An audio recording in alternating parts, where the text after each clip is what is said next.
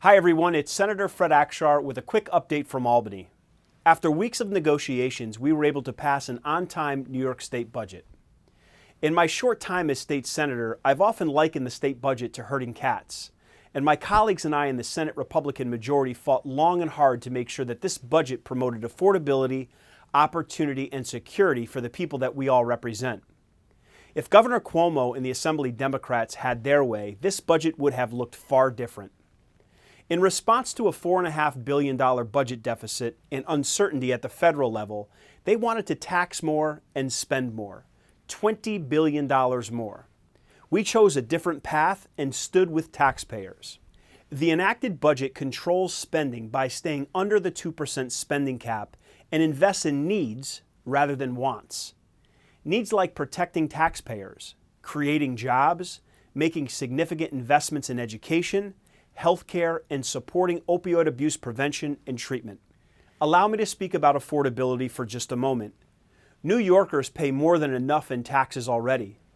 That's why the Senate Republicans held a line and protected taxpayers from billions of dollars in new and higher taxes proposed by the governor and the state assembly. From the start, we strongly opposed the $1 billion in new taxes and fees that were advanced in the executive budget, including a new tax on internet purchases and new DMV fees. We said no, and they have all been removed from the final budget. We turned back the Assembly's proposal that would have raised taxes by a whopping $13 billion over the next 4 years. Taxing New Yorkers at such a high rate, the Assembly couldn't even figure out how to spend all the money they took in this year. Senate Republicans led the way in addressing the potential negative impact of recent federal tax changes, acting swiftly to decouple the state and federal tax codes to prevent another $1.5 billion tax hit on New Yorkers. Ultimately, the governor and assembly joined us in getting this done. We rejected a proposal in the executive budget to cap the STAR benefit so homeowners and seniors will continue to get every single dollar they deserve in property tax relief. As a result of this budget, the property tax rebate checks will be twice the size they were last year, giving seniors and homeowners significantly more relief to save or spend as they see fit. Meanwhile, year 2 of the $4.2 billion middle-class income tax cut will be delivered on time and as promised. Under this landmark initiative authored by the Senate Republican Conference, the middle-class taxes will be the lowest they've been in the last 70 years.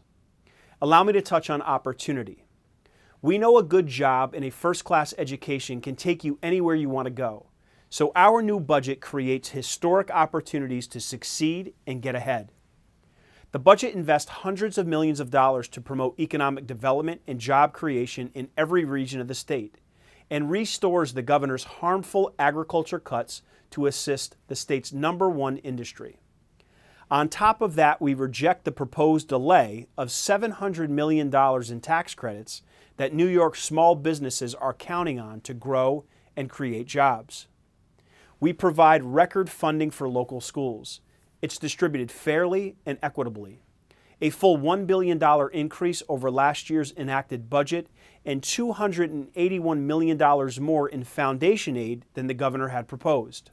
With it, we ensure that education grows at a faster rate than any other area of the budget so students continue to have the resources they need to learn, to grow, and to realize their maximum potential. We provide additional funds for charters in non-public schools so that every child can have the same shot at a first-class education regardless of where they live or how much money their parents make. We once again reject the plan to provide free college tuition for individuals who are in this country illegally, while middle-class New Yorkers scrimp and save, take out massive loans, or even work a second job in an effort to afford the rising cost of higher education. Allow me to talk about safety, security, and quality of life. One of my top priorities since becoming state senator has been securing the resources necessary to combat the heroin and the opioid epidemic that is affecting families and communities throughout this state. My team and I have been passionate and dedicated to this issue since day one. I'm proud to report that we secured record funding, $247 million this year to combat the heroin and opioid epidemic. We are building on the extraordinary work of the Senate's Joint Task Force on Heroin and Opioid Addiction, on which I proudly serve.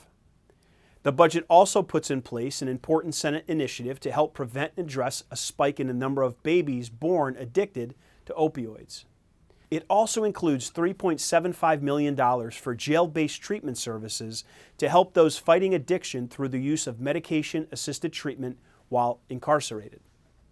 The budget also includes the most comprehensive response in state history to the plague of sexual harassment in the workplace, banning non-disclosure agreements unless requested by the victim, prohibiting the use of mandatory arbitration as a condition of employment, and getting taxpayers off the hook for individual sexual harassment settlements in the public sector. To ensure justice for the survivors of rape and sexual assault, this budget extends the length of time that untested evidence collection kits will be preserved from 30 days to 20 years. On infrastructure, we were able to secure a record $503 million for the CHIPS program to rehabilitate and modernize our roads and highways, and to ensure the safety of motorists and their families as they travel throughout the state. That's an additional $65 million over last year, and it sends the dollars back to the locals, where it belongs.